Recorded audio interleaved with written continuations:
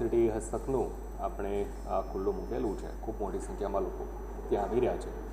વેકેશનનો પણ સમય છે, એટલે સ્વાભાવિક છે કે રાજકોટના જે નાગરિકો છે આમ પણ હરવા ફરવાના શોખીન છે, એટલે ખૂબ મોટી સંખ્યામાં લોકો આવે છે.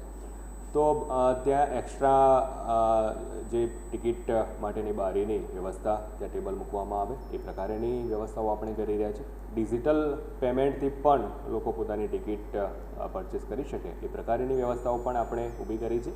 અને ટૂંક જ સમયમાં ઓનલાઈન ટિકિટ માટેની વ્યવસ્થા પણ આપણે કરવા માટે જઈ રહ્યા છીએ, જેથી કરી જે નાગરિકો ઘરેથી જ પોતાની ટિકિટ વગેરે બુક કરાવી અને જવા માગે છે તો એ વ્યવસ્થા પણ ખૂબ ટૂંક સમયમાં આપણે કરવા માટે જઈ રહ્યા છીએ.